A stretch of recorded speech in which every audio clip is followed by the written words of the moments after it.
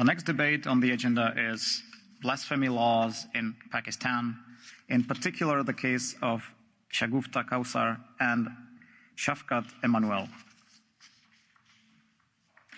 And our first speaker is Mr. Van Dalen. 2 minutes, please. Si, monsieur.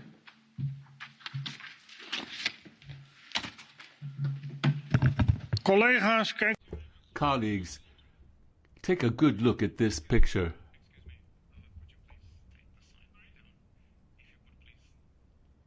Well, it is not completely in line with the rules, I need to say. It's not in line with the rules, but this is the couple we are dealing with today. And, Mr. President, ik heb gevraagd dat u...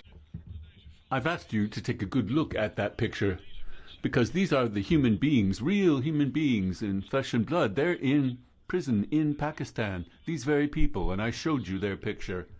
They were detained, and since 2013, sitting in prison in 2014, they received the death penalty.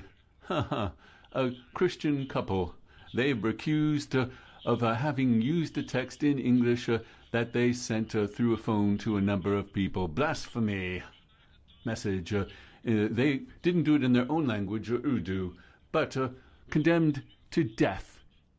And an appeal, the Supreme Appeal, once again was repeatedly postponed, probably because the Islamic extremists have put pressure on the judges. I would like to thank her and his lawyer, Syk van Luke, who did an honorable job and even successfully defending them, and now has become free. At the same time, not just this couple, but also, President, the numerous, possibly hundreds of other religious people who are behind bars due to blasphemy laws in Pakistan, Ahmadis, Shia Muslims, the Sikhs, the Hindus, numerous people in the horrible blasphemy laws are behind bars. All political groups need to powerfully draw a resolution on this question, and particularly to ask the Commission to put an end to the trade negotiations with Pakistan, because they reap many benefits, and we need to take a critical look at that. That's also part of this resolution, Mr. Commissioner. Thank you.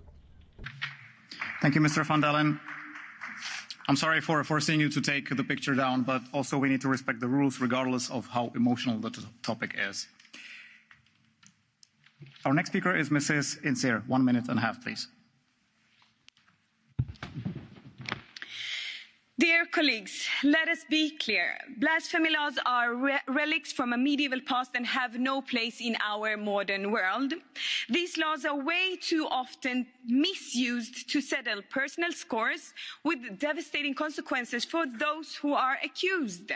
In Pakistan today, through its blasphemy laws and potential consequences of speaking out or just being misunderstood is leading to capital punishment. This is outrageous. This is almost too horrific to contemplate and goes against several of fundamental human rights. The case of Shagufta Kausar and Shafkat Emmanuel are examples of the horrific consequences.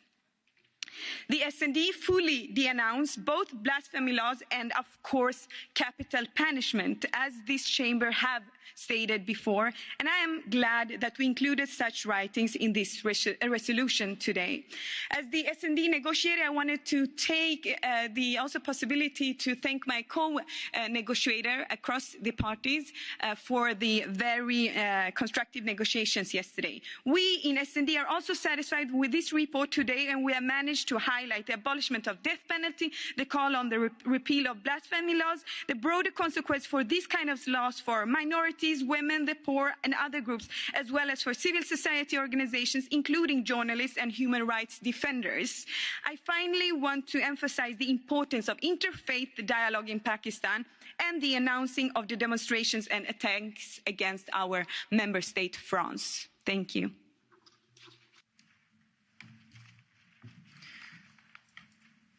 And our next speaker is Mr. Garicano. I cannot see him in the chamber. Then our next speaker is Mr. Bütikofer. 2 minutes, please.